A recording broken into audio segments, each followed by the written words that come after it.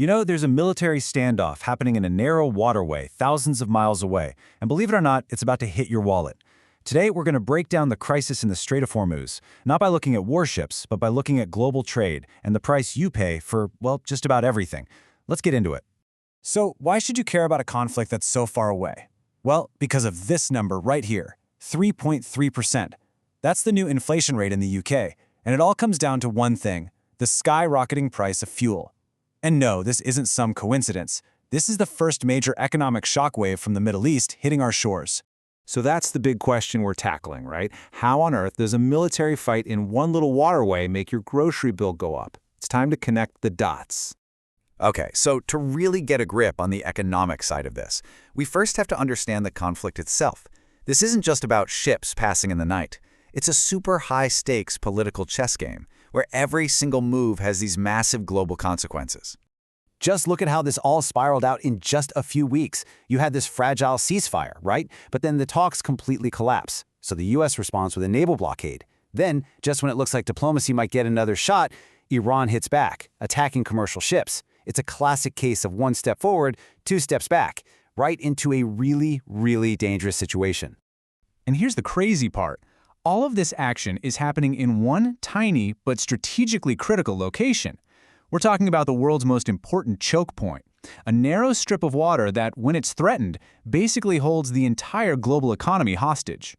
The Strait of Hormuz. Seriously, think of it like the main artery for global trade. It is the world's busiest and most vital channel for shipping oil. So, when this artery gets clogged or squeezed, the entire global economy, well, it starts to feel the pressure. And on April 22nd, that threat became very, very real. Iran's Revolutionary Guard, they didn't just rattle their sabers. They went after specific commercial ships from different countries, Greece, the UAE. They fired on them, damaged them, and then straight up seized two of them, hauling them off to the Iranian coast. The message was loud and clear: no ship is safe here.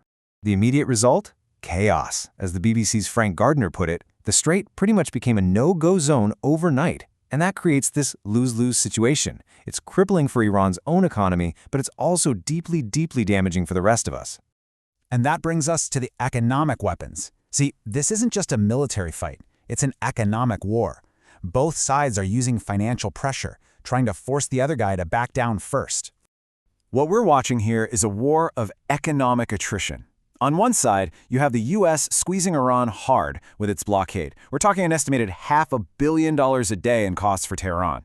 And on the other side, Iran is using its biggest weapon, its control over the Strait, saying they will never give it up.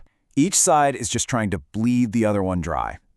So this has created what analyst Frank Gardner calls a dangerous state of limbo. Nobody's backing down, and the talks are going absolutely nowhere. The longer this goes on, the higher the risk that one tiny miscalculation could set off a full-blown war. So, let's get back to it. How does this whole geopolitical mess actually reach your wallet? This is where a global conflict suddenly becomes very, very local. The UK's Chancellor, Rachel Reeves, she really put it perfectly. She said, "This is not our war, but it is pushing up bills for families and businesses." Her point is crystal clear. This kind of instability, it doesn't just stay in one region. It sends economic shockwaves out to everyone. And the data shows this pain so clearly. As global oil prices soar, UK inflation just keeps climbing. But now, look over at China. They've made a totally different call. Their government is actively stepping in to lower gas prices, trying to shield their own citizens from the shock. It just goes to show you that policy choices can make a huge difference. But the impact isn't just what you see at the pump. There's a quieter, maybe even more profound shift happening.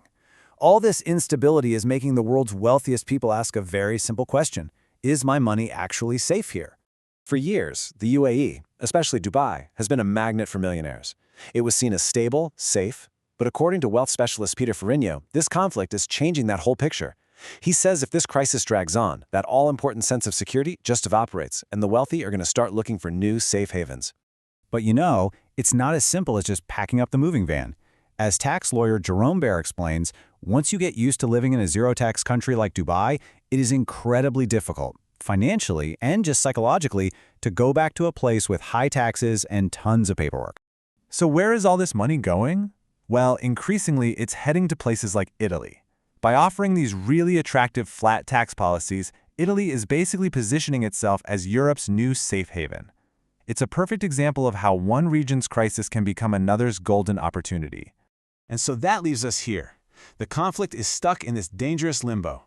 The world's most critical economic artery is being squeezed, the flow of oil and goods is threatened, prices are going up, and big money is starting to move around the globe. The question we're all left with is, how long can the global economy hold its breath?